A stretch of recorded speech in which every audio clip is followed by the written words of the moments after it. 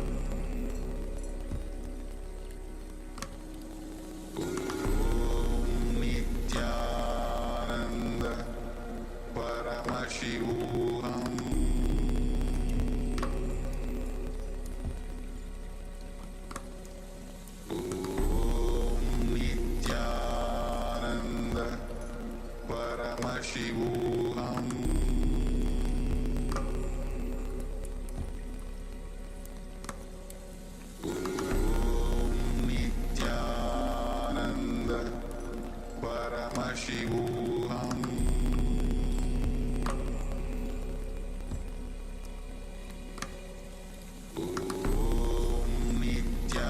Nithyananda Paramashivoham.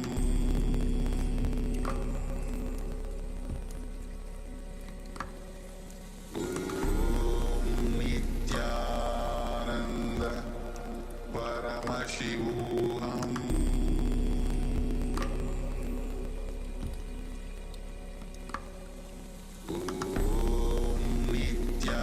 Nithyananda Paramashivoham.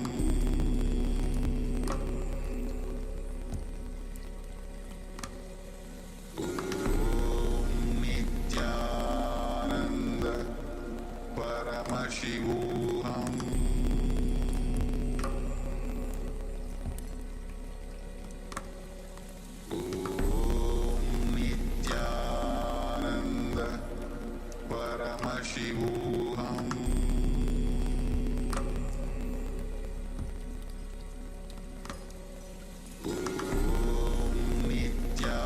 Nithyananda Paramashivoham.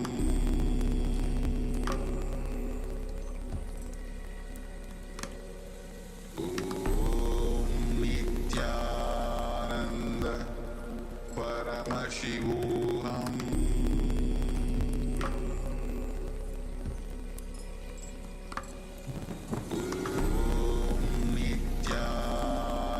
Nithyananda Paramashivoham.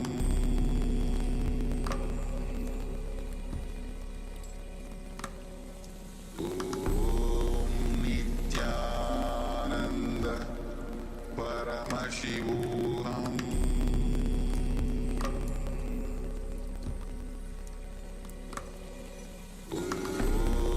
Nithyananda Paramashivoham.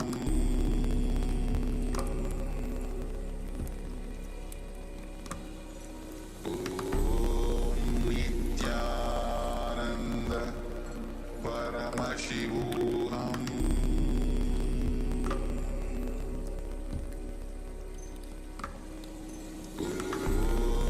Nithyananda Paramashivoham.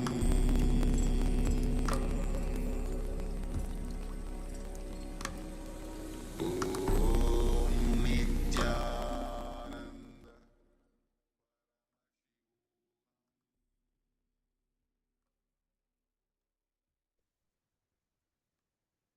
Yes. Now, check your weight. If it is increase or decrease, whatever it may be, you can put it in the chat. I request all the participants, whatever the weight of the object, you can put it in the chat.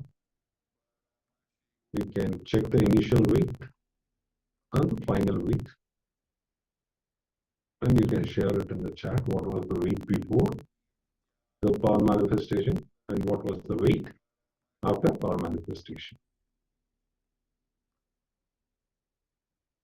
Yes, take the second measurement and let us know by how much you have actually changed the weight, either of your body or the object, whatever you've manifested this power with. You can also mention that what level of this power you actually manifest. As we get ready for the next segment, actually learn about the role of the guru in our life, about the role of the guru in our manifestation.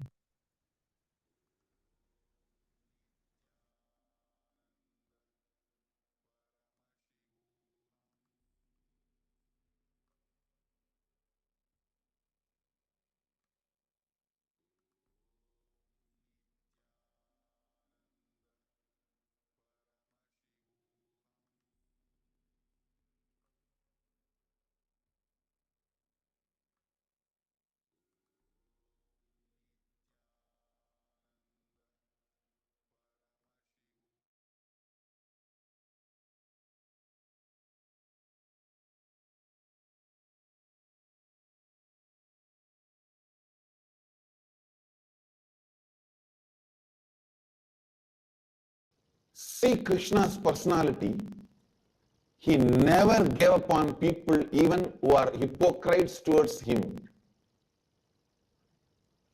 He continued till the end. He did not give up. Please understand, till the last day of the war, Krishna's army was fighting for Duryodhana. You need to know. The fellow who ordered Krishna's arrest.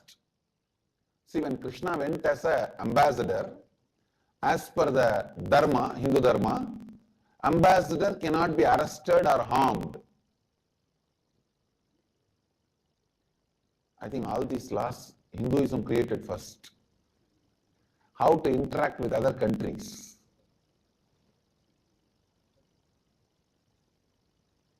But he crossed that law, ordered the arrest of Krishna. Krishna saved himself through his power, that is secondary.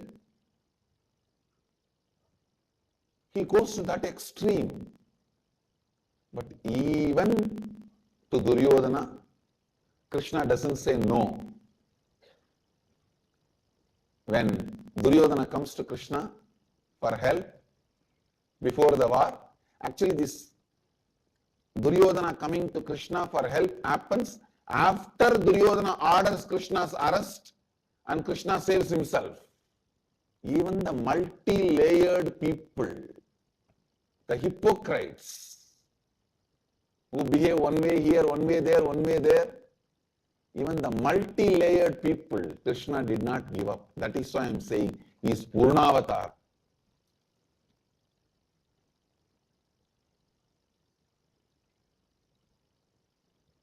It's not that I have only Vidura and Panchavandavas around me.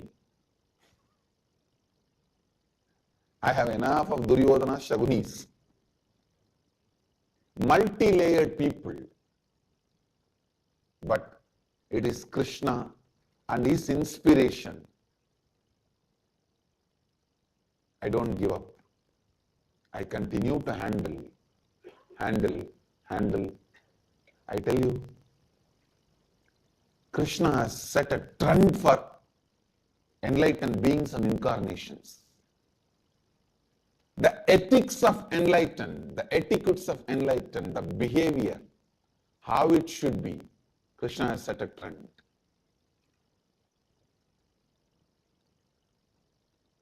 How an enlightened being should behave, it is he who set a trend.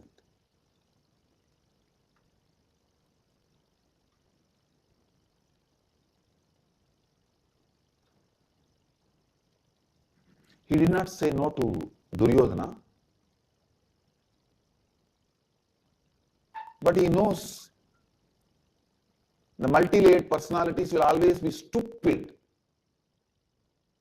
Understand, when you handle different things of your life, if you miss your integrity, naturally, with whole life, you will miss integrity and you are not understanding. When you miss the integrity with the whole life,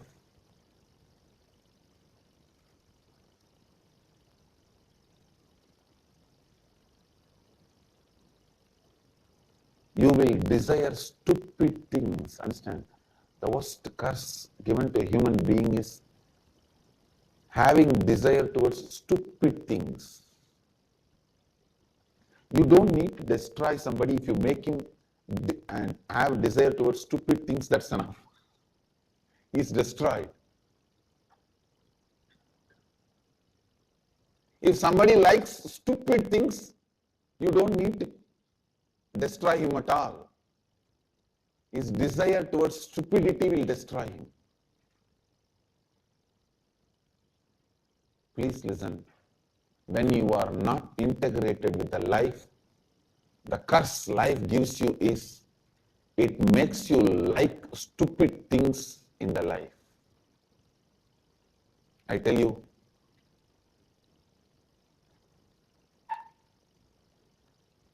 I have always seen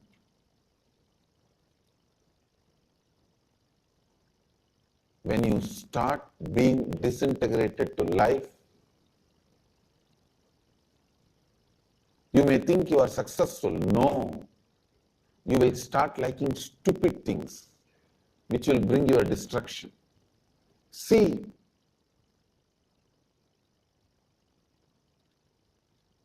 this Duryodhana, he started liking stupid things. And he was ready to give up his life for stupid things. And Krishna said, Tatastu. What is the need for bringing Draupadi and pulling her dress, which is not required? Okay, if you want kingdom, come on, take it and send them out. Let them go to the forest. It is actually Draupadi's Vastravaharana. That incompletion only made the whole war. Otherwise, the war would not have happened.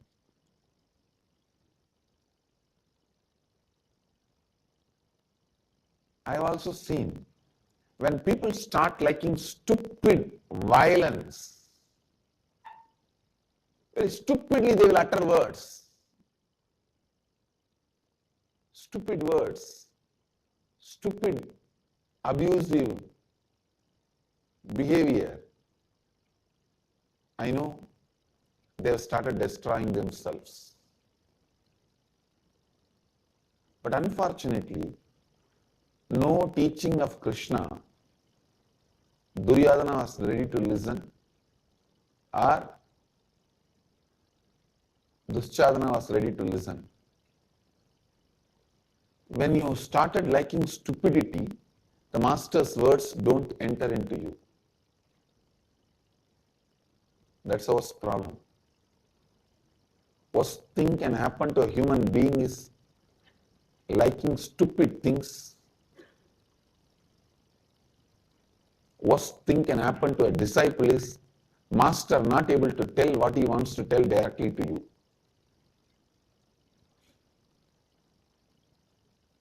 Because of the way you behave, if master is not able to tell you what he wants to tell,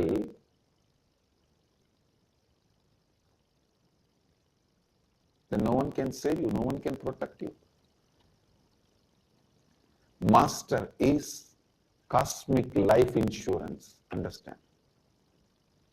Master is cosmic life insurance. Krishna was not able to tell Duryodhana because the way he behaved with Bhishma's advice, I tell you,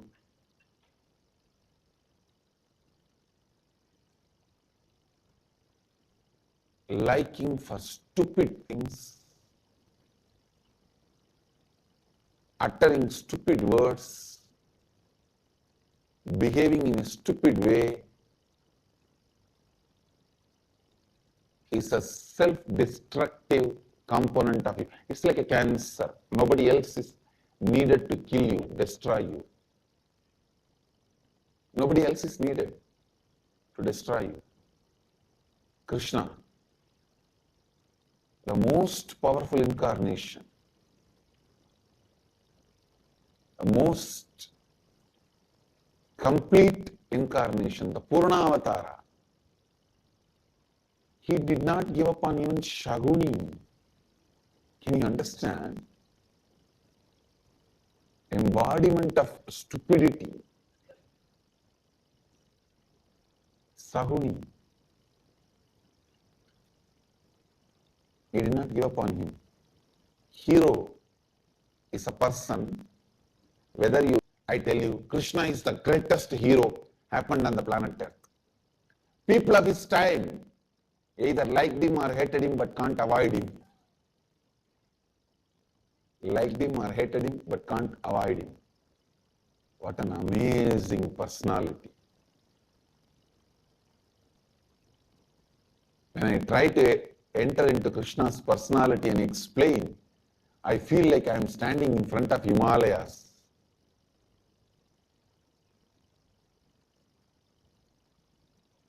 The whole Hinduism is only these three: Ganga, Gita, Gayatri. That's all. The essence of whole Hinduism is these three only: Ganga, Gita, Gayatri. Gayatri is the Upanishad, embodiment of Vedas. Ganga is the geography of Hinduism. Gita is lifestyle of Hinduism. That's all. Ganga, Gita, Gayatri. In these three, Krishna's contribution is 1/3 Gita. But lifestyle itself is not just 1/3 of us. It is 99% of us. 99% of us.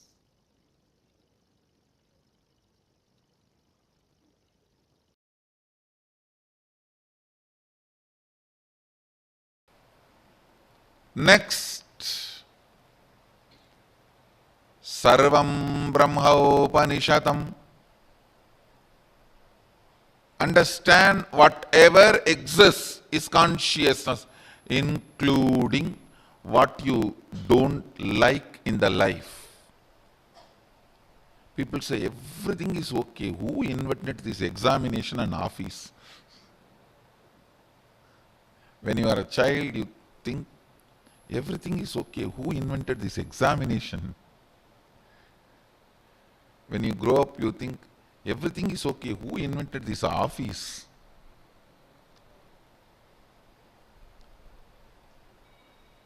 Even the things you feel you don't like, not part of you. Remember, Sarvam Brahmopanishadam. Everything is consciousness. Means you made everything in your life. You made everything in your life. Understand?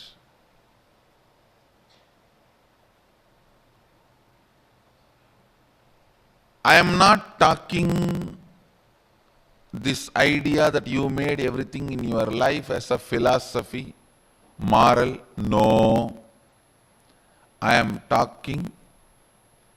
uttering these words as the simple facts you need to know, the truth you need to be informed before you strategize about your future existence.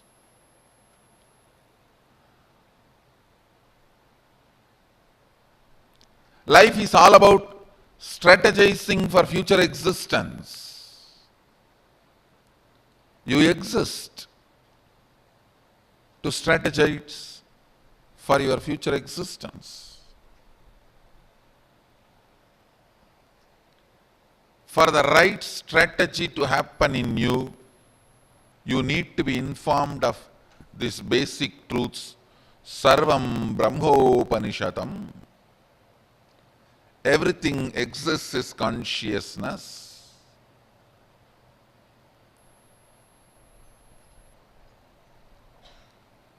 Everything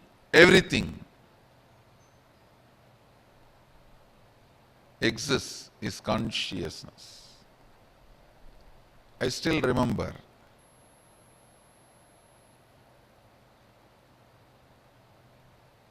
I was 8 or 9-year-old boy sitting with two of my gurus. I had the fortune of having 4 or 5 gurus continuously making all their time and energy available to me.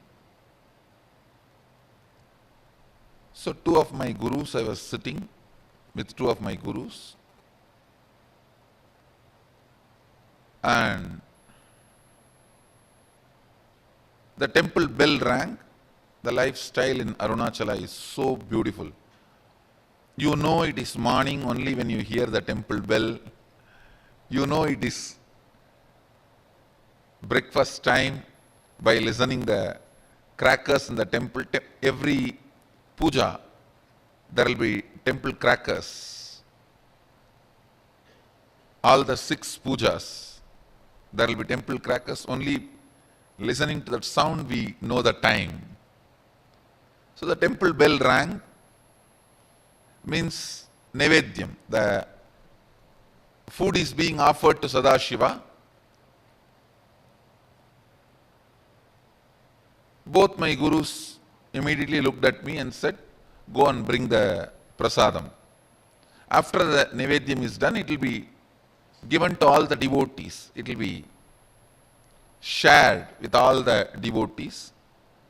They both were sitting in one corner and asked me, go and bring.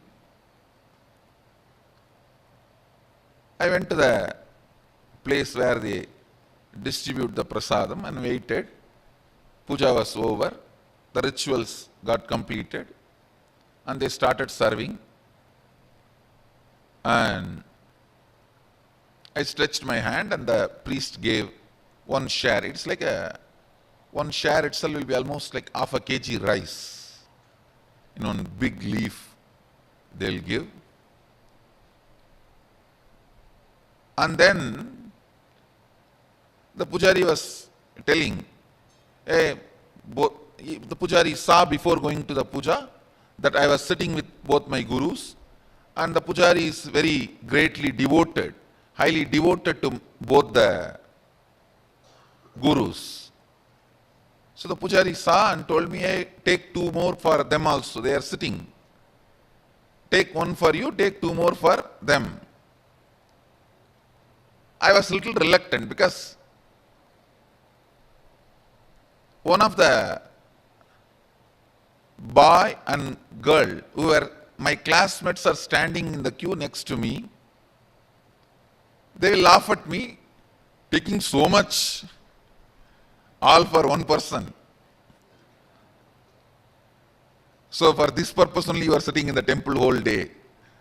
That's the way they usually make fun of kids. So, and I know already they are gazing at me in the mood of making fun. I felt little pride.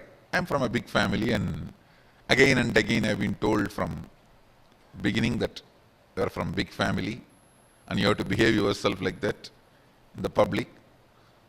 So I told the pujari, no need, this is enough, and I brought the Nevedyam to both my gurus. They asked, hey, where is our share? Did the pujari not give? As if they both eat. Actually, both the fellows doesn't eat anything. Very rarely they will touch and put 2-3 grains in the mouth and give it to other people who are sitting with them. And I said, no, you don't eat. You eat rarely. This is more than enough for all 3 of us. They asked, no, did that pujari give or not? I said, yes, he gave. He wanted to give. He asked me,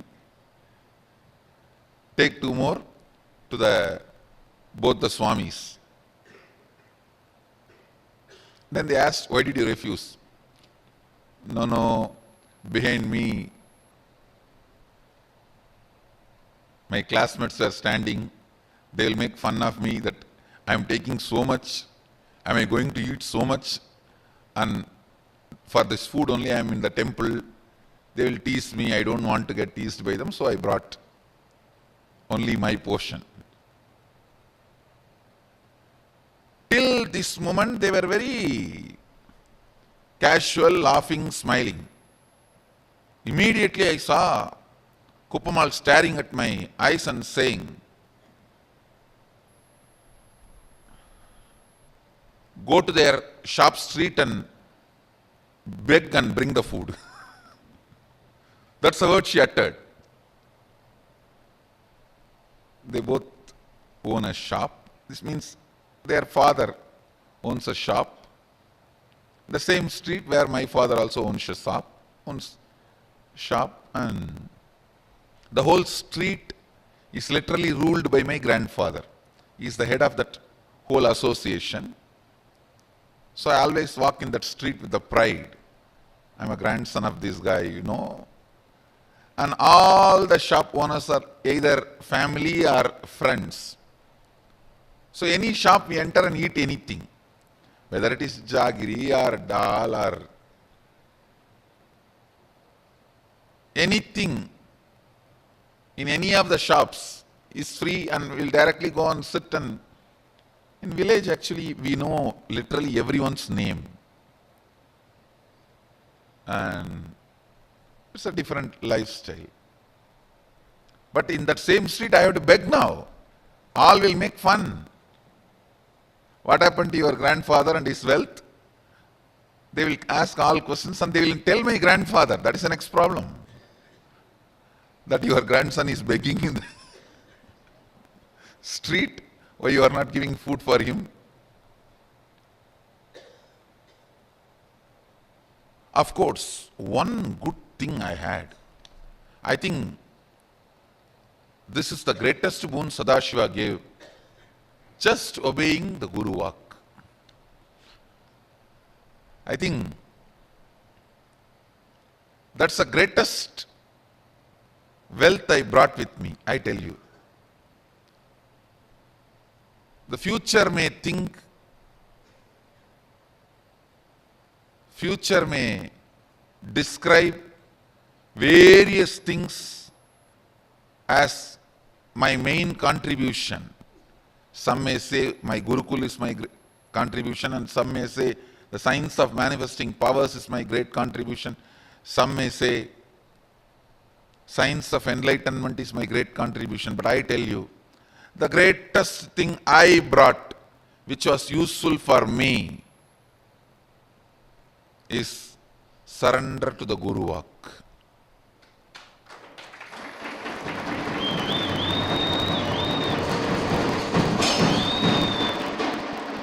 If any of you feel in a very short span, in a very young age, in small number of years, I have done big work. Whoever feels, if you feel that, if you want to know the secret, I tell you,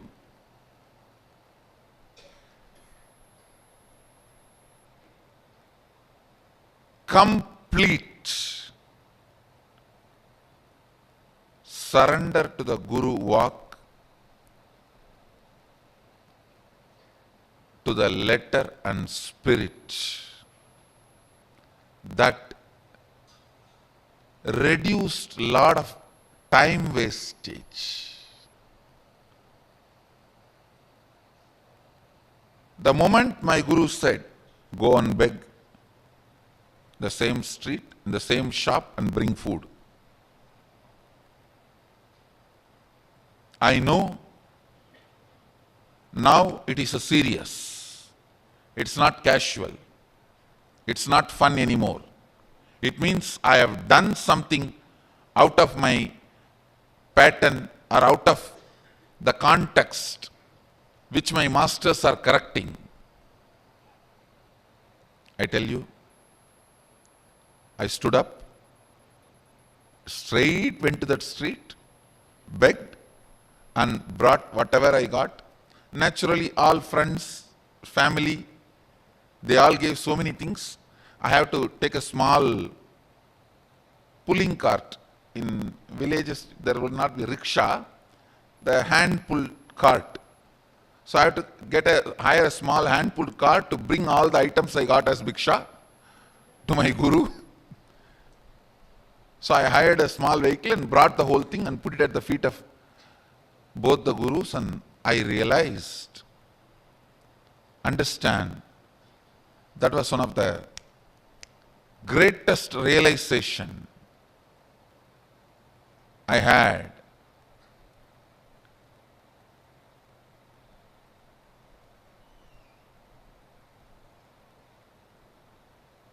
I should not be bothered about imaginary opinions of others. I tell you, the liberation that happened at that moment is still now useful for me.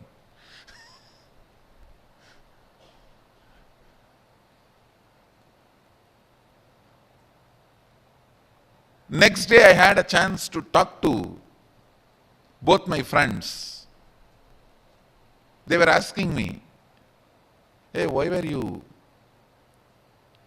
going for bhiksha in all the shops?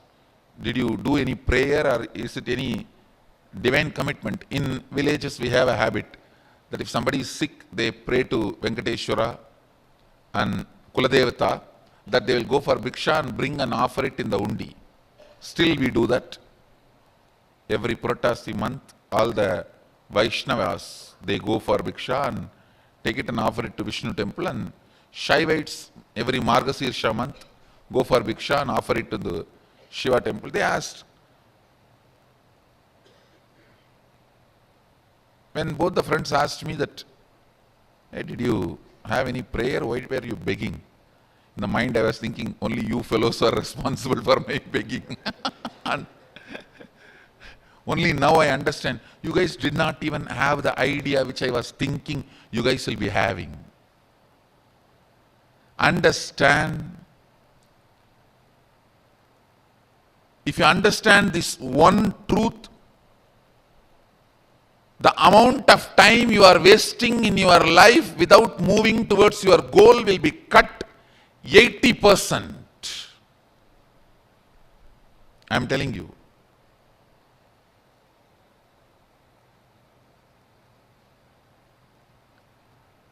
My idea that this is what they will be thinking, even though they are not thinking, and even if they are thinking, that should not be postponing or pushing my decisions and my actions.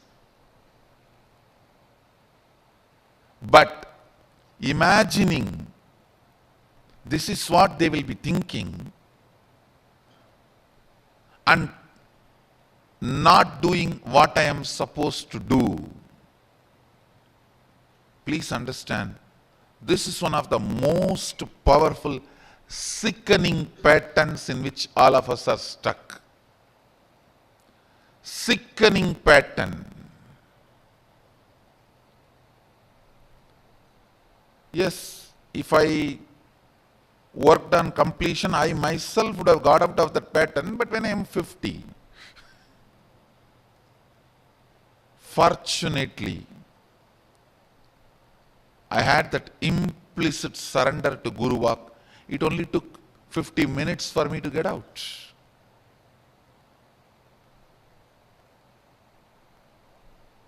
When I was going and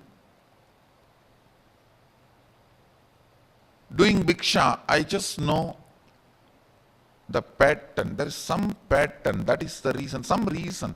Something is not right in me, that is the reason I did not take that prasad and just come and came back.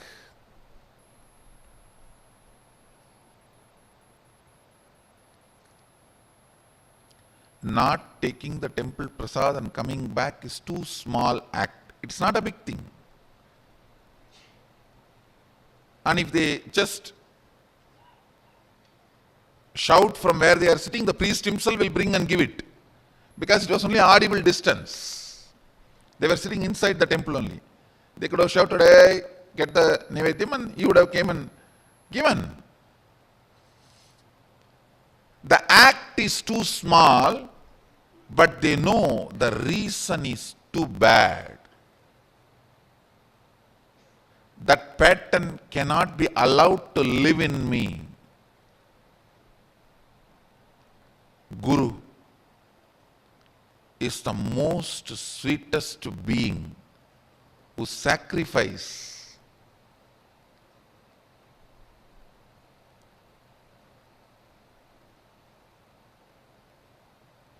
everything just to get you out of the exact patterns where you are stuck.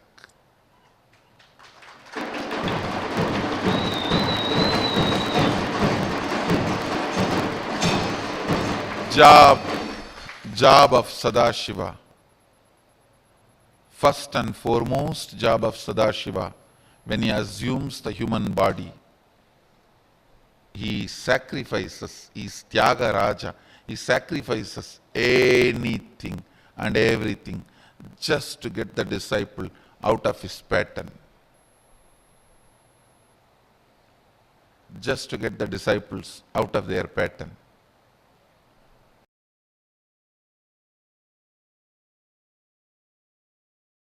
Falling in love with your higher personality, Guru. I can see very clearly, whoever is in love with me, they are in love with integrity. Integrity is so smooth for them. When there is no love, you use every methodology to either believe integrity is not possible or cheat that you are already integrated without living it. Understand? The scale to measure whether you are integrated or not, you will manifest Sadashivatva, me. You will manifest the powers I am manifesting. You will manifest everything. Understand? Love, becoming, listening, or integrity is what I call literally living enlightenment. Because I have so much love, I can supply. If love is the raw material, I can supply enough raw material for you. You just need to convert that into listening and integrity. When you waste the raw material only, I say, all right, stop the supply now.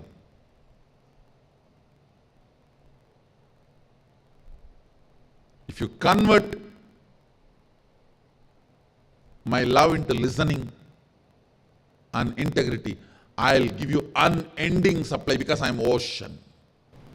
When I fell in love with Arunagiri Yogeshwara, the first thing happened is integrity to him. Means the space of listening. Space of listening and integrity is one and the same. I decided to listen to him with my whole being. I decided to be integrated to him with my whole being.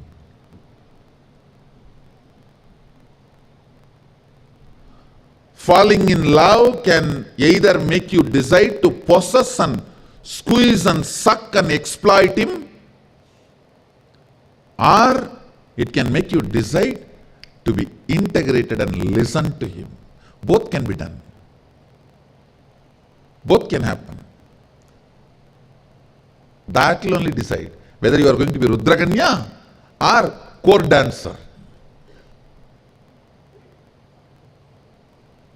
Whether you are going to be a chaste woman or a prostitute. Chaste woman, when she falls in love, decides to be listening and integrated. A prostitute only plans to exploit, suck and possess and fleece. Whether it's money or power or whatever.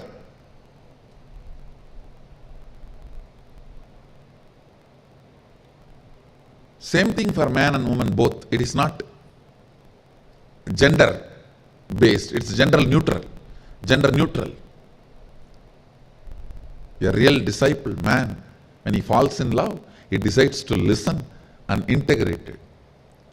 Or he plans cunningly how to keep everything under the control and have my share of power, everything in my hand.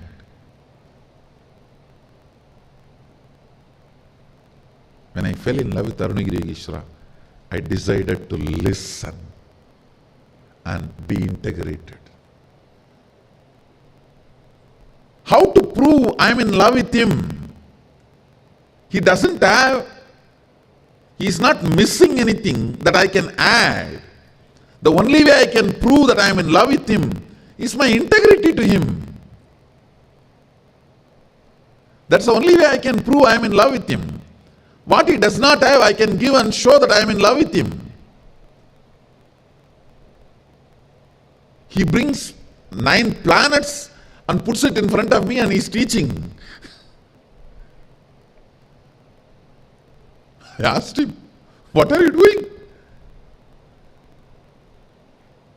If people look up, sun will not be there. He said, don't worry. Till you finish your session, class, படிடா.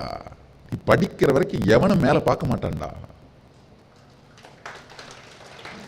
Means learn till you finish learning, nobody will look up, look here. Why are you bothered about all that? A being who can bring the planets and teach me astrology,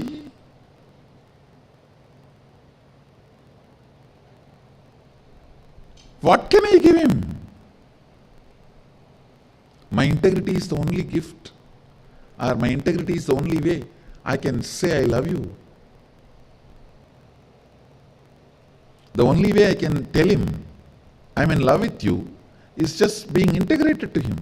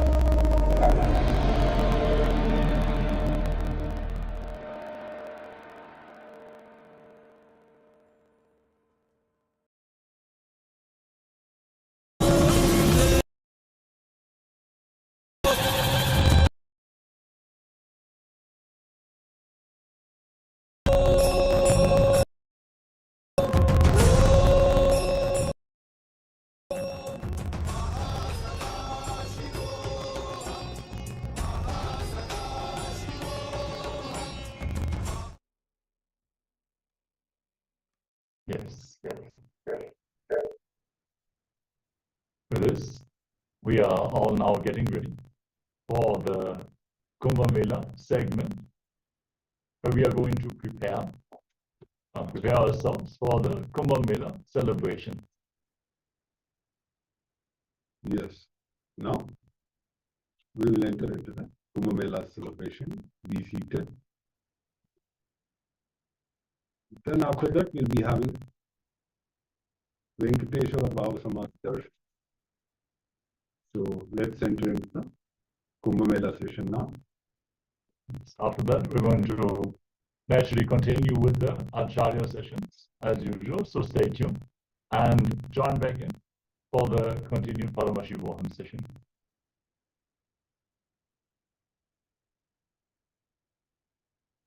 With Swamiji too, because usually you attend a program and you're there as an audience or just to observe. You're kind of you're not in the mix in the way Kumbh Mela puts you in the mix, because I was on the Seva team, and it was nonstop everyday activity, but it was the most experiential program, because in the activities you were doing, you really felt the principles and the truths that Swamiji was teaching us.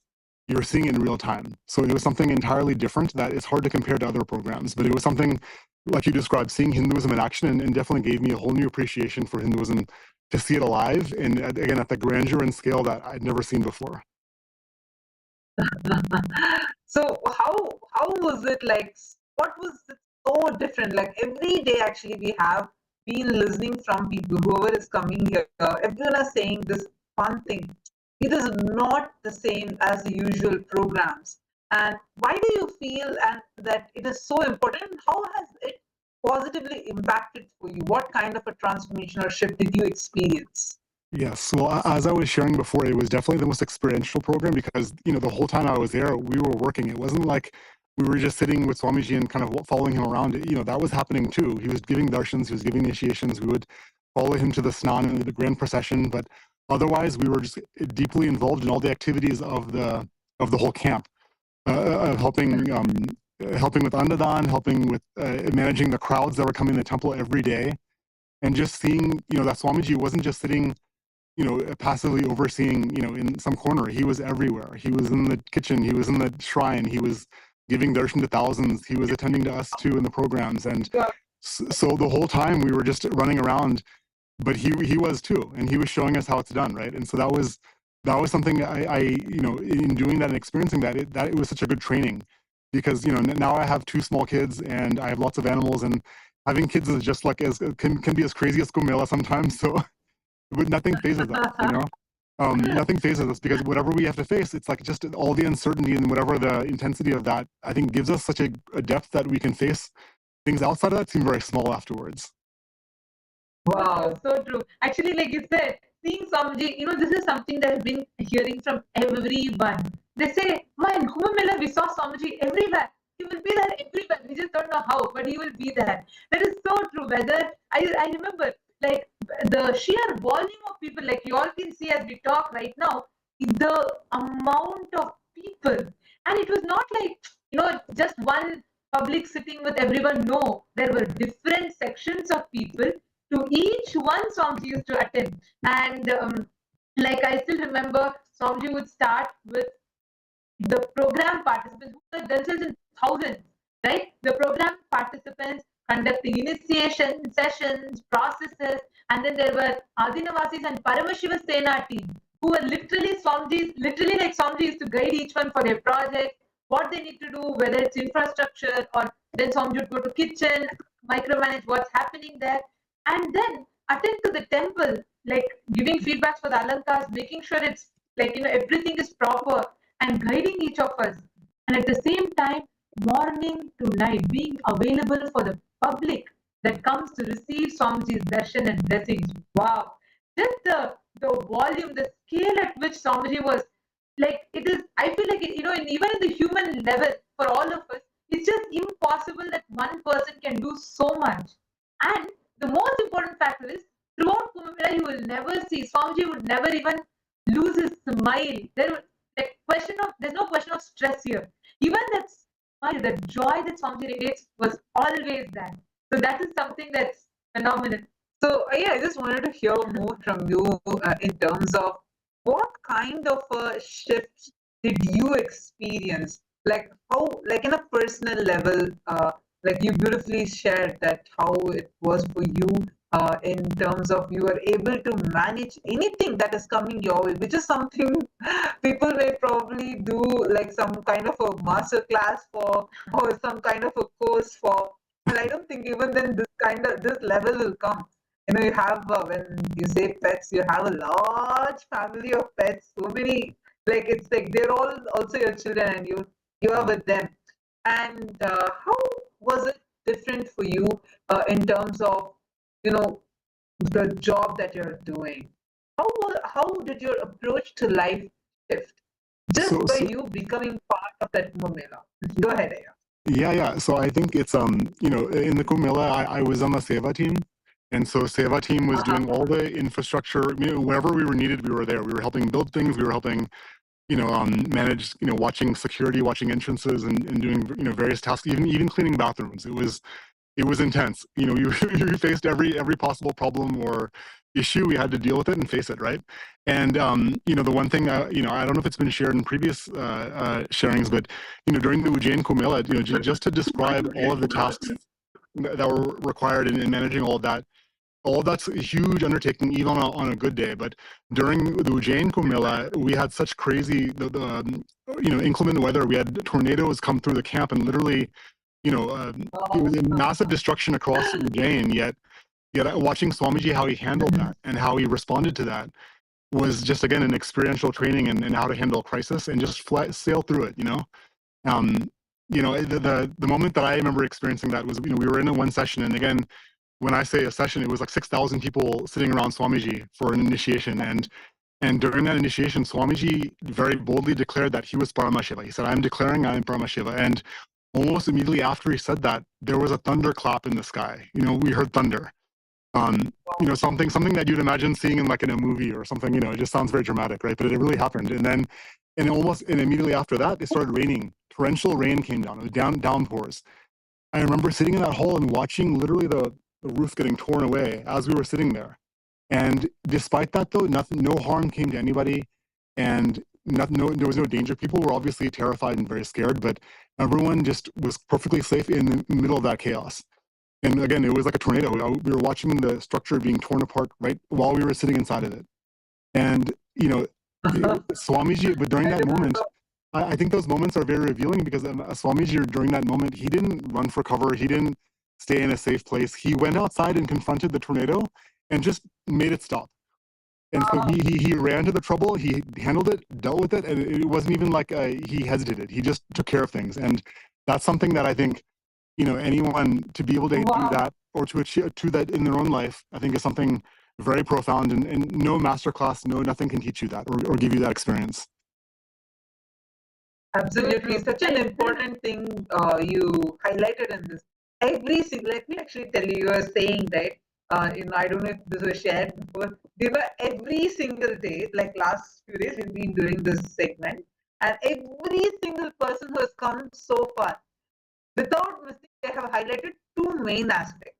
They have shared different aspects, but two are like, everyone shares this. One, how hard-working Swamiji is. Like, he's present everywhere, like every single department, everywhere. And second is about when the storm came, how exactly Swamiji responded. Like, every single person, whoever has come, everyone is sharing this, because I know it's such a powerful thing. And like, Vinisha, you highlighted a very beautiful point. Like, the moment that came, the tornado came, Swamiji didn't say, no, Swamiji didn't even go protect himself. No, the first thing Swamiji did is he went out on the ground, stood before, like, protected everyone. That was something I still remember, even when we were there in the temple. And I remember that whole scene, literally what you would see in the movies, maybe, because the way we were standing in the temple and the storm was so strong. Actually, in campuses around us, there were 88 deaths. So so many people died because it was massive. Many structures collapsed. The tornado was very strong. And in our campus, as soon as it came, and I remember this so well, And Swamiji was not even physically there in our hall. Swamiji was in the main hall with the participants, with everyone, and we were all in the temple. And literally the roof tore apart. It just tore open. And for a second before, we saw the temple completely ordinarily being there. And we turned away. Next second, it was just like covered with dust. Like we couldn't see anything at all. And the roof was completely like it just tore open. And this entire thing, and I still remember the moment storm started, the first thing Swamiji did, as Swamiji was taking care, parallelly, the first thing Swamiji did is, Swamiji told immediately all the Gurukul kids, Swamiji said, I am protecting you all right now, immediately go to safety. And just that few seconds, right, we got the moment storm started, immediately we got the blessing and we were taken to safety. In that few seconds, we saw literally there's a dust storm in front of us, but not a single scratch, not a single speck of dust on us. It was literally like, I still remember this moment crystal clear. We are having this storm, there's such strong winds in front of us, just a few feet away. And here we are, our white dress completely, like there's not a single speck of dust or dirt in it. It's like there's no harm at all. It almost felt like Swamiji created a bubble and protected us. And then immediately Swamiji came and Swamiji himself saw everyone, attended to each one, checked on each person, made sure everyone was fine. And I still remember as soon as Swamiji got this and the storm had started, so Swamiji said, I will take care. He just looked and literally just blew, like physically Swamiji just blew, and the storm, which was supposed to come and like could have made a devastating impact to the whole campus, just went. We had the torrential downpours, we had like strong rains, but we did not have the impact the way how the other campuses around us had. So that is just phenomenal. And one more thing I just wanted to ask you also. Actually, this one storm experience that was there, it is actually a very powerful experience because we know now, hey, even if natural disaster happens, even if something that is life-threatening happens to me, I don't need to worry. I have Swamiji with me. He is there with me. Nothing, literally nothing can ever affect me, can ever take away that strength in me. So this is like the most powerful boon that anyone can get. And we all are the blessed beings who have gotten this boon. All of us are the blessed beings to have been showered with this as a boon. So I wanted to ask you one more thing. Like, what aspects, like I know because in Kumbh Mela, working with people, it was not a joke. It was people from how many countries? My God, like more than 200 countries had come there. And just in our Kailasa Ujjain, more than 200 countries people had gathered. People from different walks of life, different backgrounds. Everyone had gathered, all for just this one reason, Swamiji. And we all were there together. And here we were having on-ground training where you are trained to become a leader, you are trained to work with people. Like there were so many aspects to it. So I just wanted to hear from you, how were those aspects for you? How beneficial you felt just by being part of the Paramashivoham of Kumbh Mela? After that storm happened, we were so lucky that there was no, there was some damage to structures. There was, obviously a lot of flooding and mud everywhere. But thankfully, things were intact, and so we had to get to work rebuilding almost immediately after. The next morning, we were in the mud trying to rebuild the pads. Like we had tons of people like all in a line passing stones to lay pathways so people could walk. Otherwise they couldn't even walk between the hospital area or the Anadan. So it was such an enormous undertaking. Even after setting up everything, all that work he had done to get things ready, then having the storm come through. Now we're back to square one, getting work done. But it was such an amazing experience working with people from all walks of life, whether they were like people from Tamil Nadu who had no English skills, or if it's people from Europe or people from America, all walks of life were there. And I remember even after when the storm happened, several, I saw many people leave afterwards, get their suitcases, they couldn't handle anymore. And so whoever was left had to handle rebuilding and handling it. And everyone came together beautifully. So it's something, there's something there to be said about feeling like you're something bigger, a part of something much bigger than you, and being a part of that, and then experiencing that whole, as you're seeing different parts of different tasks, seeing every team work seamlessly through all the different events and crisis, and you really get a sense of that order in the chaos, which I know Swamiji has spoken about, in the past, but it's just an idea. It's just words until you live it. And I think we can both agree that in our own lives, in our own challenges we face, like I live in nature and it's very beautiful here, but then there's also times when it's very intense because we have crazy windstorms and we have, mudslides and all kinds of things. And then with animals too, our animals are like our children, and sometimes they get out and they're lost. And in those times, I've always fallen back on that feeling that Swamiji is there for me.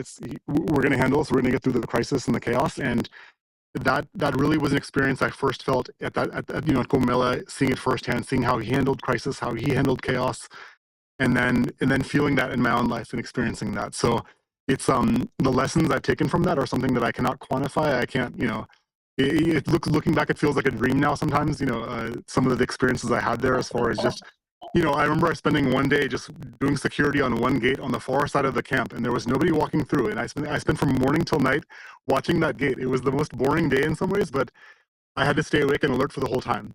And even that, I thought, wow, I did that. I didn't think I could sit for 12 hours just staring at a gate, but I did it. And it sounds like a very mundane, small experience, but doing it in Swamiji's presence and, you really, the mundane things become very profound in his presence, as we all know.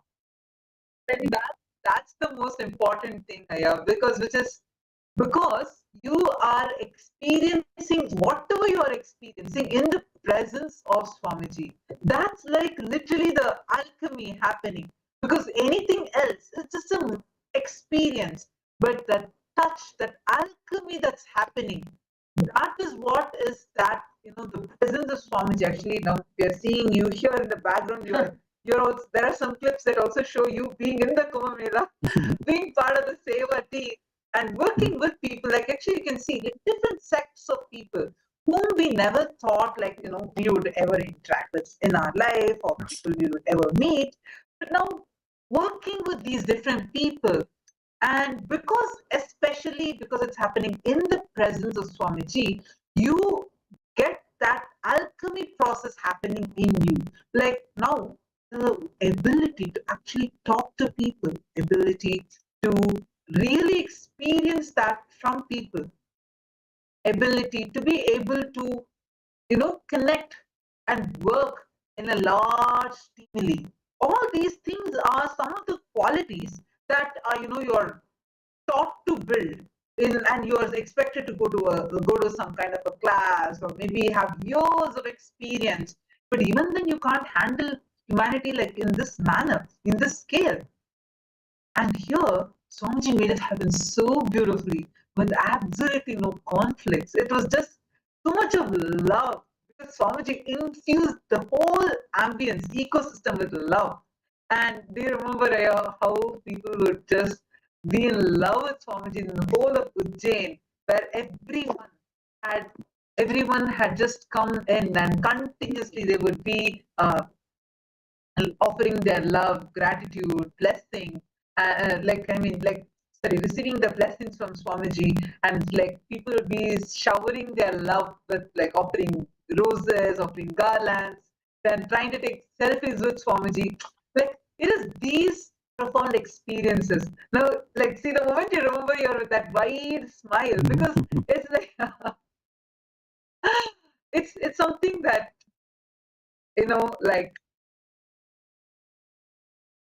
It's one of those things that's hard to describe until you see it, because even just like the scale of people, the scale of humanity you experience there is something beyond. I've been to big cities. I've been to Hong Kong or New York, or whatever, but you don't see at the opening of that when the shrine entrance, seeing just thousands passing through in every hour, and Swamiji was there dealing with each person as if they're the only person in the room. Each person he's taking care of, he's hearing blessings, he's giving blessings, he's hearing their requests for 12, 18 hours straight, and so you see what endurance he has and what stamina he has. And so I think he shows us those things so we can imbibe those qualities and experience those too. But it was just to show having that compassion and that enthusiasm for each person. It's one thing to do it for 1, 2, 12, 100 people, but for that many tens of thousands coming through in a matter of just, hours is something entirely different. So I think we got to see that firsthand, and we're very, lucky to have witnessed that. And actually, that's so true. See, Kumbh Mela itself is one of the main things is it's the largest spiritual congregation on planet Earth. Like the gathering, it is quadrupling literally each year. And this year it's expected to surpass like more than 300 million people that will be coming there. So we can only imagine the quantity, the volume of people. And what was best about Ujjain, right, was when the Kumbh Mela that happened in the year 2016 was the volume of people that came to experience Swamiji. Like people would gather on streets, on the rooftops. I still remember. All should be like, make sure tell people to take an attend to each one, but people should be safe. Literally, some people would come from their rooftop, their windowsills. They would be standing on the windowsills and just to catch a glimpse of Swamiji. And this is something I have read when I read the Puranas or the scriptures and our ancient stories. In that they will say how when the king comes out the streets, all the citizens, all the praja, everyone will come and stand to catch a glimpse of the king, and everyone will be gathered. I couldn't really visualize it much back then. But when I saw actually the scene in Ujjain, I was like, oh, whatever we read was just not even enough, doesn't even describe this enough. This was way too much, way beyond that. So just the volume of people, it was so beautiful to even witness this whole thing. It's one thing to attend Kumbh Mela on its own. That's already an amazing experience, I'm sure. But to be there with Swamiji and to see him do it at his level and his standard is a whole different thing too. Because our processions going to the Snan was something entirely different from compared to other camps and other groups and stuff. Everyone's dressed up in dhoti and everything and decked out, and so everyone was wondering who are these guys. It was really it was something that town hadn't seen before, I think. And so, with Swamiji, you always get a big show because he does it in the most grand, epic way possible. Like Swamiji says, my taste is just simple, which is simply the best, the greatest. Yes. That is my taste. Yeah. Actually, as they're telling, no, I'm remembering once, I think during the Snan, Shahi Snan, when we were all going with Swamiji. And then people are all coming and so many different people are joining, continuously there are people coming. And at one point there was some other Akada person going along, actually no one had seen the grand scale with which Swamiji's procession is happening. Everywhere you see it's only Swamiji and all the Kailasa people, everywhere. That's how it was. Wherever you see the Nithyananda Dwaja, the Swamiji's flag flying high. And I remember there was this one person's chariot that was going in the side, a small chariot, and they were going. And the whole people, there was maybe 10-20 people who were sitting there and they were going. They all saw Swamiji. And in just a matter of few minutes, they all left from there and they all joined here. And they were all trying to take Swamiji's blessing. Swamiji blessed them and said, hey, no, you guys also should continue. All of you go continue. No, that's definitely, yeah, no, well, and of course, Swamiji had the best music, and there was a big party around him. So he had the big, music going, and everyone was dancing and having a party. And so I think every other procession was watching us. Every other big pitam with their different, akadas and gurus, they're all taking a look at Swamiji's direction to see what he was doing too. Yeah, and not just that, actually, the Akadas and all, they make the main apex bodies of Hinduism. They had actually said, see, the Kumbh Mela is supposed to be the highlight of the whole Hinduism. One of the most, highlight things should be Kumbh Mela. But here in this Kumbh Mela, though, it was not just Kumbh Mela being the highlight, but Swamiji's Kumbh Mela itself was a highlight. It's compared to the whole of Kumbh Mela, Swamiji alone stood out separately. There's nothing that could even be compared. This one, everyone told, because everywhere people would just gather to celebrate Swamiji, in such a grand manner. Oh my God. Yes. Even now it just brings goosebumps to me just remembering those moments.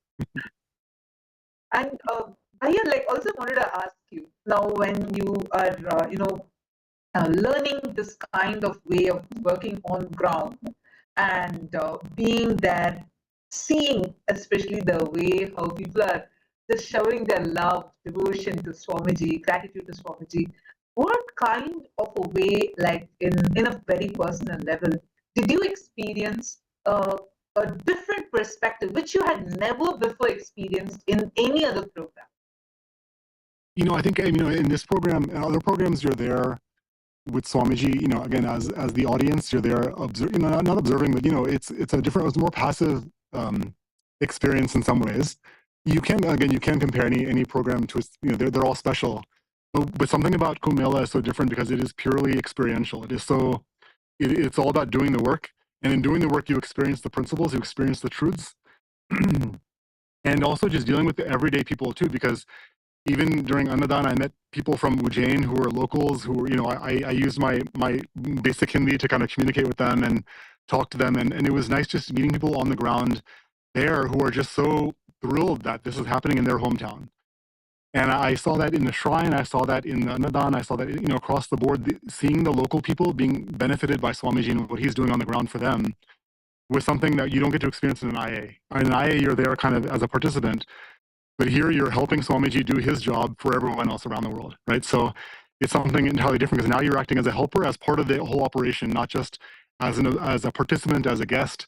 You're really there as almost like being extra hands for Swamiji to make it happen for all the thousands of people who will be benefited by attending and getting his darshan, and just for all the sevas he's doing for humanity. We're being a part of that directly, and in doing that, we experience truths and new depths, new strengths that we didn't know we had before, right? And then those things then translate to our personal life in so many different ways. Absolutely, yeah. And actually, one more most beautiful thing, like what you're sharing. When we being part, like even one of the other participants who had come recently to share, even she had said something similar, like what you're saying. Like being in an awakening is like, Swamiji from, the front door access to Swamiji, meaning like, okay, what, you see Swamiji, you interact with him on one level. But only when you are part of Paramashivoham, you experience the backstage access to Swamiji. Means knowing who Swamiji, like, meaning how Swamiji is, the way Swamiji makes decisions, the way Swamiji takes care of things, the way Swamiji attends to things. That dimension is something that only when you are a part of the Paramashivoham, meaning only when you're hands-on as part of Kailasa, you experience it. So that's something very beautifully you highlighted, whether it's programs like Inner Awakening, NDY, NKY. Yes, even like you said, I remember even when we were talking earlier, you said, if we attend Kumbh Mela as just a Hindu, you can attend. You'll be a participant. But when you join Kumbh Mela with Swamiji, you will literally be like you'll be part of making the Kumbh Mela. You're actually being part of Kumbh Mela, not just visiting, staying in some hotels and going back, but actually being there, being part of the Kumbh Mela. That happens. So that was very beautiful. And one important thing is, like, see, if you see the Ram Setu bridge, right? Like when Rama built the bridge to go to Lanka, actually just before that, Hanuman just flies just by chanting the Rama Nama once. He just says Rama and he immediately gets the power to fly. He flies and goes to Lanka and comes back. So just the Rama Nama being so powerful, Rama would have not needed to build a whole bridge. If he had decided, he could have just like flied and gone there. Or even if he wanted, he would have started on Hanuman and gone there. Anything could have been possible.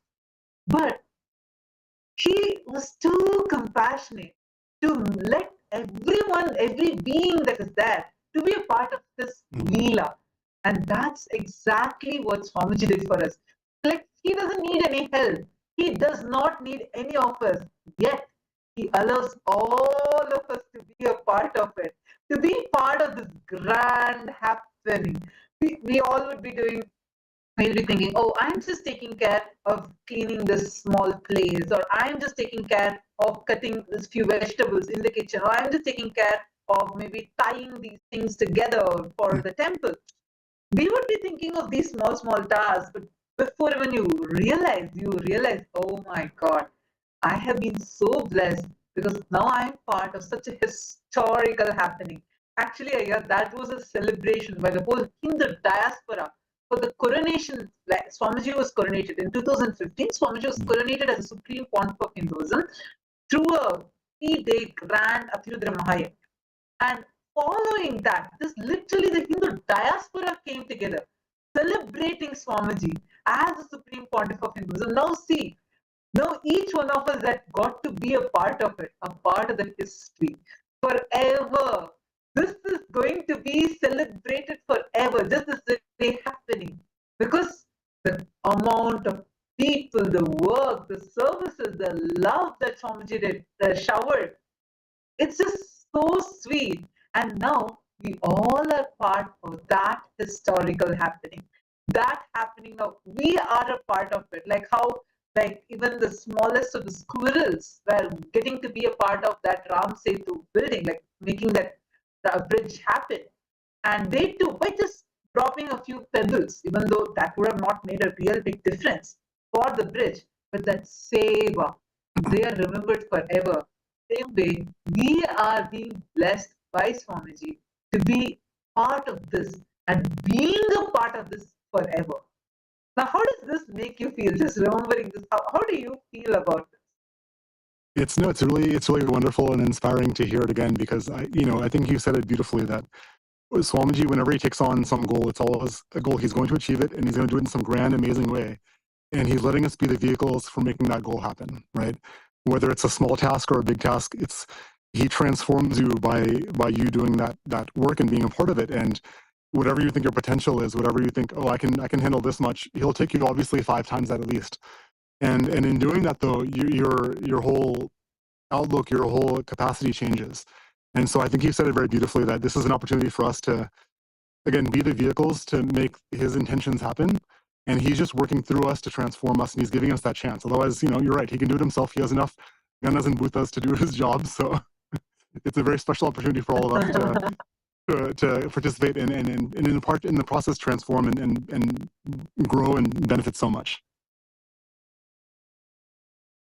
And also, like one other beautiful aspect when I think of Kumbh Mela that I remember in particular is the mass scale of it, like how for everyone, like it was in millions, like per day, the floating population at any given point in time within Ujjain Kailasa was 1 million, beyond more than 1 million, easily more than 1 million. So that scale of people, and second is Swamiji's ability to attend to the details. So I feel like that is something that stands out when we talk about Kumbh Mela. Like thinking about it, how Swamiji can macro manage, meaning he can attend to so many things. Here we can see when Swamiji is just taking you can see the crowd to the last person, to every possible look in corner, you can see people standing to catch a glimpse, to get that blessing. And at the same time, talking to anyone who were in Kumbh Mela, they'll feel like I you were sharing. You'll feel like Swamiji is exclusively attending, only you are there in the room and Swamiji is attending to you. That dimension of Swamiji is just unfathomable. Like everyone Swamiji would know about you in extreme detail. And Swamiji would know about any other participant that is coming. He will know, he will attend to each one. So I feel like that capacity, what Swamiji demonstrated, what Swamiji exemplified to all of us is very important. Even if like let's say an MNC organizes a huge event which is well planned and big budget and it is organized, they'll get professionals. They will get them to do, maybe they'll be more organized or whatever they'll get all of those things. But still, the best competence that you can build in an event like here, seeing Swamiji on ground from the scratch, literally it was a barren land. From that barren land, Swamiji made a whole city happen. So that whole thing is I feel like one of the biggest qualities that inspired me when I think about Kumbh Mela. Absolutely. You really saw his CEO dimension in full effect there. It's so much far beyond just him. He's sitting on the Pitam, he's giving initiations, he's giving darshan, he's doing all these amazing things. But then he's also doing everything else. He's in the shrine making sure Ankaram is proper. He's in the, Anna Sabha to to make sure the Annadan is doing properly, And so it's on every, even the pads we were making when we were trying to rebuild after the storm, he was micromanaging and checking the pads and making sure the rocks were being placed properly. So, and also just inspiring teams, going around and making sure each team felt supported and felt, excited about what they were doing, and they sharing his vision. So nothing is mundane there, and just to be a part of that, you really see him in his full, administrator and just, and also just how compassionate he is and how much he takes care of every detail and every person to make sure they are supported, to make sure they have what they need and they're fulfilling their potential. So it's extreme compassion and extreme dedication and extreme hard work. All the things that Swamiji, talks about in satsang, you get to see it live there. Absolutely, yeah. And one more such a beautiful thing is the micromanagement with that love, which is like, if you see every single person, are you wearing the kandi? Do you have the dress properly? Like I've seen so many times, none of us would have noticed. Some participant sitting in some corner of one row. Swamiji will call in and say, hey, the kandi is not proper, go help him wear the kandi properly. Now when you look back at the photographs of the videos, I feel like, oh my God, like it looks so grand. You see the detail.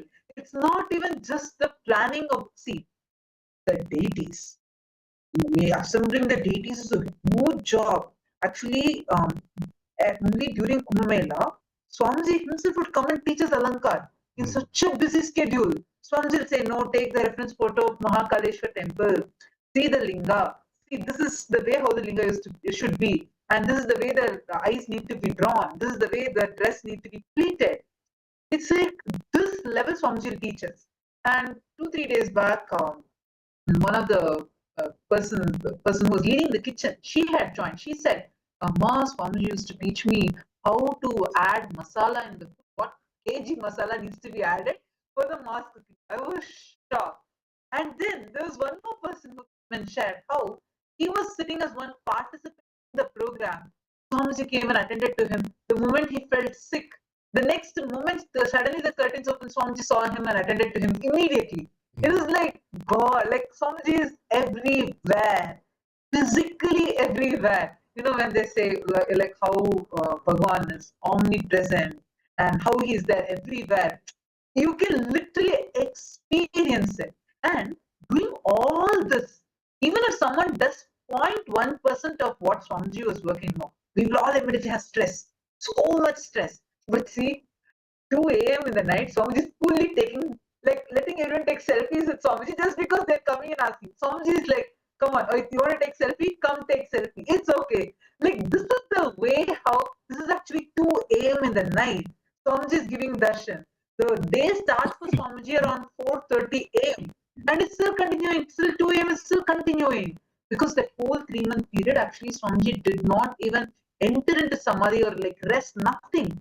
Whole time, Swamiji was in Kalpavas, where continuously Swamiji will be working. It's like, God, how does Swamiji do that? Like, even now, I just can't cognize. This is so powerful. How does Swamiji even manage to do that? And he does it all with a smile on his face and laughing and joking the whole way. That's true. That's another thing, right? You will never see Swamiji. You'll expect, if you just describe this entire scale of event to someone, a person would expect there would have been a whole team organizing it firstly. They would not even expect one person will be able to do this scale. But secondly, even if they'll think, oh, maybe there would have been so much of tension, so much of stress, so much of pressure, this and that and whatnot. But here, if you see Swamiji in every clip, look at this as we're going through each footage. Swamiji is so, he's just so blissful. And he's just smiling, even at the scale, this is Swamiji sitting here after a whole day of precision and attending to so many things. There will be bandaras, sadhu bandaras. Swamiji will be organizing, conducting think tanks and everything. And then Swamiji will come sit here and you can see Swamiji is attending. Each one is like, Swamiji, can I have one selfie with you? And each one has their own thing to ask. Still Swamiji patiently attends to each one with the same smile. No tiredness, no boredom. So that is just amazing. Actually, one thing, what we are seeing now, this particular clipping, this was actually the day where we all went for the Kshipra Arati. Swamiji was invited for the Kshipra Arati, and so Swamiji went, and the Kshipra Arati got over, but people didn't allow Swamiji to come because then the people got to know Swamiji is there. Hundreds of thousands of people had gathered, and suddenly the whole Kshipra Arati place was overcrowded. And somehow Swamiji managed to get into the car and coming to Kailasa Ujjain. But people already knew Swamiji is going to be coming back here. So they all came before, and it took what was to take, do you remember, right outside the campus to the temple. Maximum it will take like 3 minutes, 5 minutes you can say, right? You know, that day, people didn't even allow Swamiji's car, like they were all surrounded. They all said, Swamiji, just put your hand on my third day, awaken my third day, just put your thumb here, my third day will awaken. Like all so much of love, right? And 40 minutes straight, Swamiji could not come in. That was the level of crowd. It took 40 minutes to somehow manage through the crowd and come. Anyone would expect, like, okay, maybe after such a tiring, long day, you may want to just go rest or just refresh. Swamiji straight came to temple. This is actually the temple area in Kailasa Ujjain. Swamiji started giving darshan.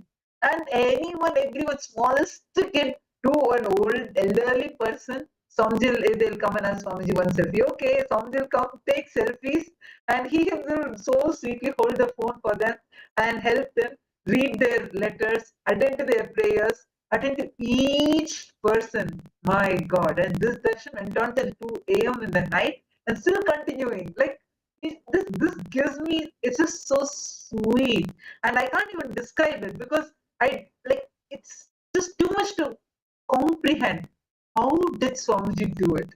That's like, even now, that's one thing I haven't, like, how does Swamiji manage that? You know, like, it's so powerful and too sweet.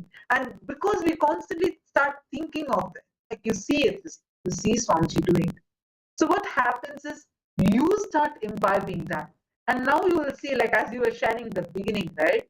That very idea of impossibility started getting lost from you. That's no more there. It's like you feel anything comes, even if a storm comes, I know I can face it. Why? I have Swamiji with me. Swamiji will take care. That's all. So that's a beautiful shift that could happen in a person only when you experience Swamiji in this manner.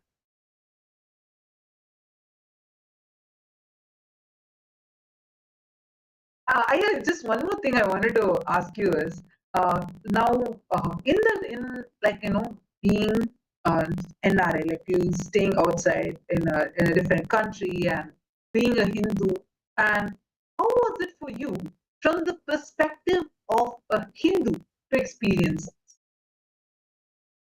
You know, that's probably the biggest shift I've experienced.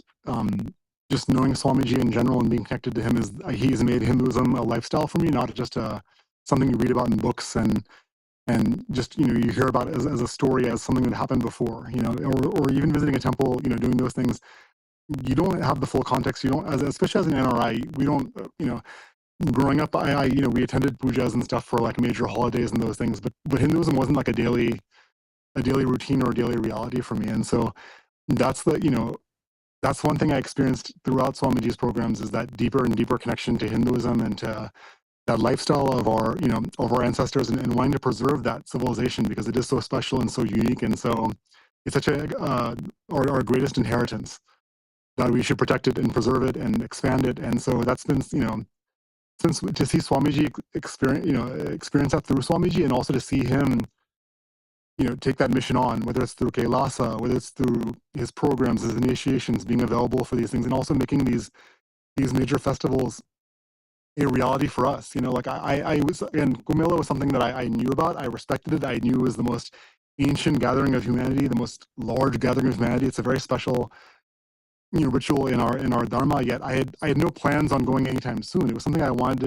It was, you know, on my bucket list, for my lifetime bucket list. You know, it was there. But you know, when Swamiji said to make it, you know, to come and to be there for it, with, you know, and you know that he was going to be there, I was like, you know, let's do this and try it.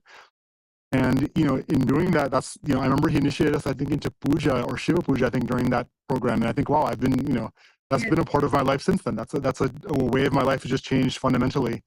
You know, and that's only one example, but you as I think about it, every aspect of Kumbh Mela, it shows you Hinduism in microcosm. Even though it's a huge place and a huge camp and a huge gathering, you see every aspect of Hinduism there. You see pujas and shrine, you see annadan and food distribution, you see all the infrastructure, all of the, all the aspects of Hinduism are there on display. And you aren't just living it and observing it and watching it as in a museum or as an observer. You're there actually living it and making it happen from the ground up. Because as you said, it was a patch of dirt when we got there, and from that he made a city rise. So you can't, and I've seen, in my experience, I've worked at many corporations, I've worked at many law firms, and I've seen, the top kind of organization. I've seen people, to manage the teams they have and to do the projects they take on are huge undertakings. But they can take months and years. And that too with a highly trained workforce being paid a lot of money. In this case, it was all volunteers, and it was volunteers from all walks of life and all levels of ability. But somehow Swamiji made that whole entire team make this huge happening happen. And that's something you can't, there's no other CEO you can give that kind of credit to except for Swamiji. There's no other person who can do that level of micromanagement and, to see a vision through the way he did, given the challenges he faced, whether it was weather or crowds or not having vendors to do X, Y, and Z. There's all number of things can happen in any big, event. But he handled it all perfectly, smoothly, with a smile, and he was totally unfazed by any obstacle thrown his way. So it's something that, just to observe that and be a part of that is something else. And then, like you said, beyond that, it's something that we can imbibe and then apply in our own lives, which is something money can't buy. And the way you're sharing is so beautiful, what you're highlighting. And also that brings me to another question that I wanted to ask you. Now, what you experienced as a Hindu in Ujjain, witnessing the whole Kumbh Mela on a grand scale, and the experience you shared is beautiful. Now, how does it feel for you? Like, as a Hindu who's in US, I mean, before, now you had, of course, you're a pujari at the San Jose Kailasa, so you have temple, you have beautiful Goshala in your house, and you implement all of the Charyapada that Swamiji has revealed. But if you were to tell as a regular American Hindu who might not necessarily have access, or let alone access to travel to Kumbh Mela, even to know about the context of Hinduism as such. So when you see now that Swamiji is bringing this whole experience to the US, I mean, Swamiji has hosted Kumbh Mela in the US, and Swamiji created the history for the first ever time hosting Kumbh Mela internationally anywhere outside other than the 4 places that it happens in. So how do you feel like what is the significance of this would be for you and for not the Hindus at large, the Hindus who are overseas, the Hindu diaspora at large? And why do you think this is something that's very important? Well, I mean, just in hearing you say that, because in your description before in the background of Kumbh Mela, you talked about how there's 4 places where the Amrita fell, where there's 4 sacred places, and so the fact that Swamiji is now bringing Kumbh Mela to us and he's making it happen here in America is something that I'm having a hard time even getting my head around that. Thinking, wow, now he's added a 5th place. He only Paramashiva can do that, right? So he's even changing Kumbh Mela and bringing it to us because he's so compassionate. He's like, it's over. You don't have to travel that far. You can stay close by, and we'll make it happen near you. And so that's something that's never happened before. And so in how many millions of years, right? That's something I can't even from a sacred a spiritual aspect. It's something very mind-boggling. But it's very exciting because all of those same experiences and the things we just described of whenever Swamiji takes undertaking on, it is not mundane. He's making this thing happen again from the ground up. In Los Angeles now, and the same things what we experienced in Ujjain, the same things we experienced, he can make that happen anywhere, and he's chosen to make that happen here this time, in this year. So, he could have done that any time prior, but he chose not to. There's a special meaning for him doing it right now. So, as he's often said in the past, it's the right place, right time, right person. So, it's such an exciting thing to hear that he's not just hosting Kumbh Mela again, but he's going to be doing it, making it happen right here in our own backyard, here in America for the first time. It's very special. So beautiful. And what do you think its impact will be collectively on the Hindus at large? Like what significance do you think? You beautifully highlighted how the compassion of Swamiji is like literally making it accessible for every one of us. And how for you, because you have experience, you have been Hindu, like before meeting Swamiji, what was your experience like? And from that standpoint of view, how would like you feel it will this is a huge thing for giving every Hindu who are outside, like who are in different countries around the world, who may not necessarily have access to this, giving them the experience of Hinduism authentic, raw, because Kumbh Mela is nothing but the most powerful display of Hinduism every sampradaya. The 10,000 traditions come together to celebrate. So it's grand in every sense. When that is coming to US, and if you were to, let's say, address this as a person, because now after knowing Swamiji, you're living such an amazing life. Wherever you are living an authentic Hindu lifestyle with being in Kailasa, part of San Jose Kailasa, having your Goshalas and everything. But if you were to address it as a Hindu who's residing elsewhere, but who does not have access to these sciences, what kind of impact do you think will make? I think, Hindus, Hindus in America have everything. They're doing so well, financially, educationally, societally, they're really, and not just in America, but so many places, but especially in America. But the one thing they lack is Hindu consciousness. They have that sense of, okay, I am Hindu. They have a Hindu identity. They might feel respect for their heritage, which is how I describe myself too. Like before Swamiji, I read history and I like to read the philosophy and visit some of the holy sites, but it was not like a lifestyle. It was more like, again, as an observer or as a visitor, as a tourist, right? Because that Hinduism is very far away. It's like that Hinduism is something you read about in books. You think about, what was it like during Ram time? What was it like during Ramayana, or all these things we read about. But only here with Swamiji, you can actually experience that and it becomes like a reality for you in a way that's a day-to-day experience, not just a thing. Okay, I'm going to go to Kumbh Mela one day when I retire from my corporate job. That's a whole different thing. So you can't compare them.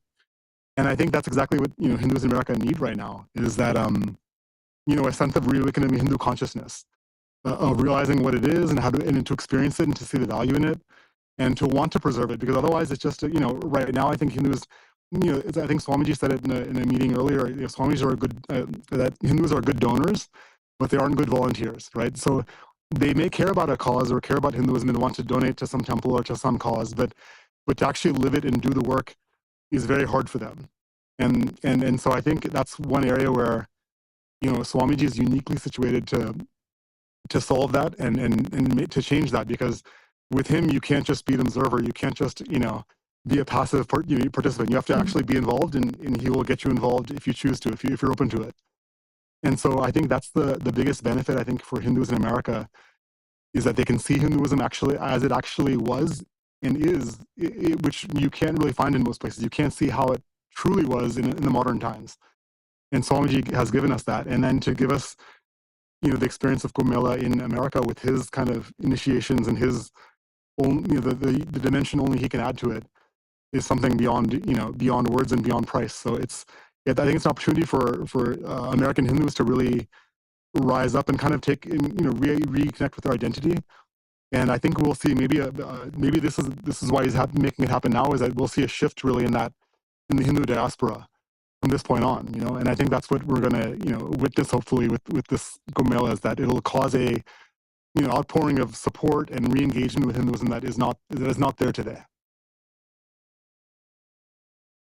So true and so beautifully put, because for Hindus, actually every one of you that are watching us right now live, every one of you, for you to experience, like I have beautifully shared, before meeting Swamiji, even for him it was only more of like reading books or visiting Hindu places as a tourist. But once you are part of Kailasa, Swamiji makes you involved every aspect. So you can't just be a bystander. You actually have to experience Hinduism. So that was very, very beautiful. Thank you so much. Yeah, thank you so much for taking so much of your time and coming and sharing. It was really wonderful.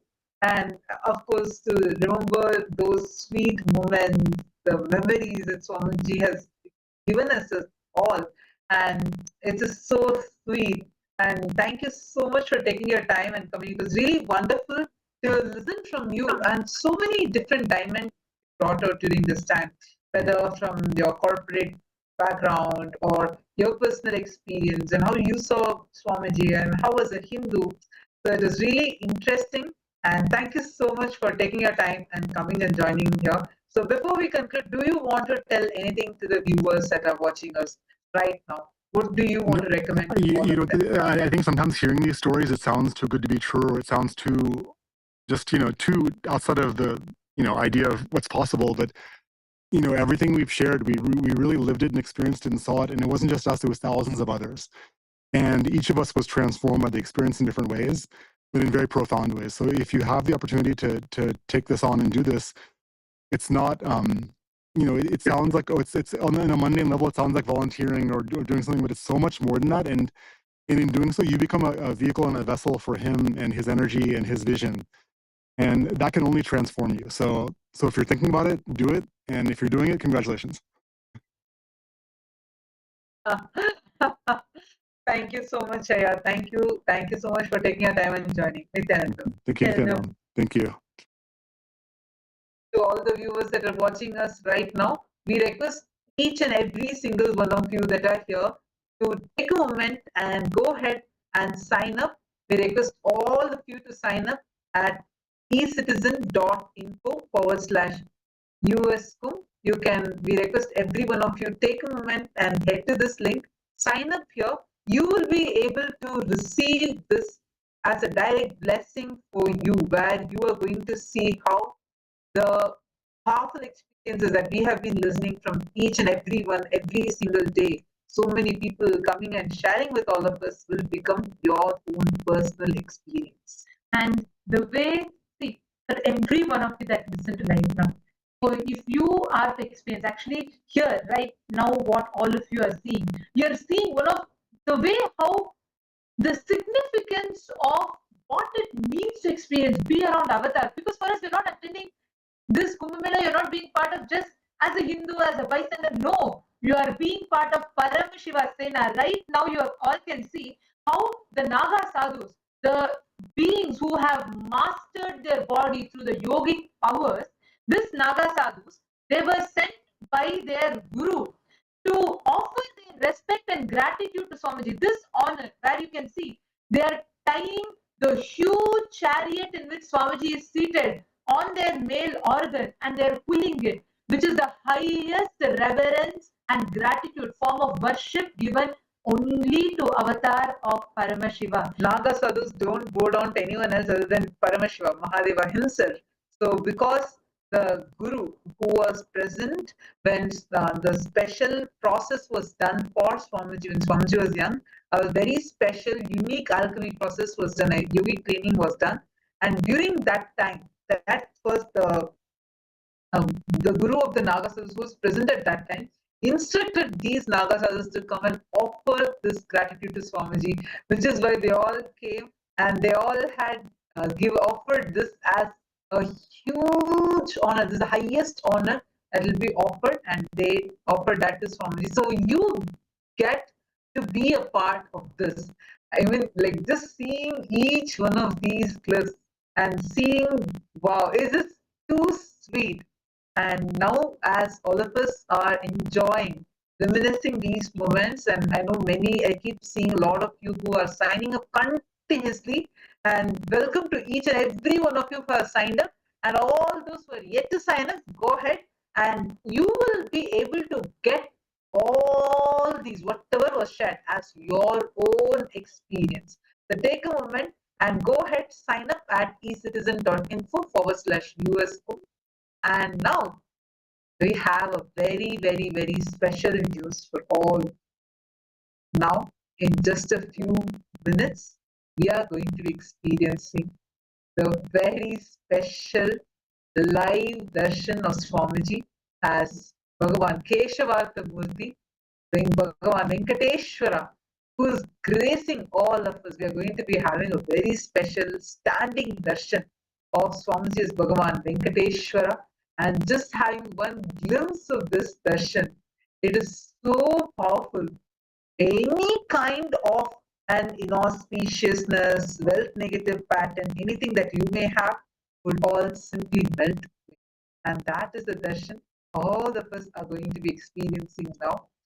Take a few minutes and quickly settle down, as we are going to be entering into the darshan. And every one of you that are gathered here with us, we are all going to be experiencing Paramashiva, the Paramavatara, the ultimate manifestation of Paramashiva in his ultimate embodied form as Swamiji today, gracing all of us as Parandhama, as Venkateshwara, blessing all of us, anyone who wants to manifest wealth, anyone who wants to experience breakthrough in wealth. Today, Venkateshwara is here. He is here in the form of Swamiji, manifesting as Swamiji, gracing all of us, gracing every one of us, showering us with the ultimate wealth, the ultimate wealth consciousness. So every one of you that are here for the darshan today, you are going to be experiencing, you're going to be receiving the greatest of good. Anything you want to manifest, especially if it is a breakthrough in wealth. Today, when Swamiji is gracing all of us as Venkateshwara, Parandhama, pray to Swamiji, connect to Swamiji, and you can manifest all that you want as the reality. You can post the prayers throughout the darshan. You all can post the prayers on all the social media platforms, and all the participants that are on the Zoom rooms, you can post your prayers on the Zoom rooms. You will be receiving blessings directly from Swamiji himself. Today's darshan is special, especially the participants who have attended the full program, the participants who have attended the full session, each of you who have learnt about the science of wealth manifestation, who have learnt about how you can manifest all the powerful cognitions, the techniques for wealth manifestation, completing with boredom and tiredness. If you have completed all of this process today, for all of you, there's a very powerful blessing that Swamiji is showering every one of you, the initiation for wealth consciousness, initiation to literally becoming a wealth magnet, awakening your inner space's inherent ability to manifest wealth. So this is what all of us are going to be initiated into today. And in just a few more minutes, we're all going to be receiving the darshan. So let us all get ready, prepare ourselves for the darshan. I request all the participants to please settle down. This is going to be a very special, unique darshan. See, the moment you just witness this darshan, just sitting here and just having the darshan of the avatar, any kind of a karmic pattern related to wealth, which is there in you, any wealth negativity, all that will simply melt away. And whoever wants to come be part of this Kumbh Mela, and let us say you have some obstacle, maybe time is the obstacle for you, 1 month, how do I take off from my job and come? Or maybe you feel that the wealth is an obstacle for you, no, it's happening in a different country, how do I travel there, whatever. Today, during the darshan, you can post this as a message saying, requesting Swamiji for the blessing so that you can overcome this obstacle. Swamiji himself will be showering you with his grace and blessings, and simply that obstacle will melt away. You will be able to receive this powerful blessing and really come and be a part of the Mahakumbh Mela that's going to be happening. So how many of you here are excited to come to Kumbh Mela? How many of you here have already signed up? Raise your hands. Wow, that's wonderful.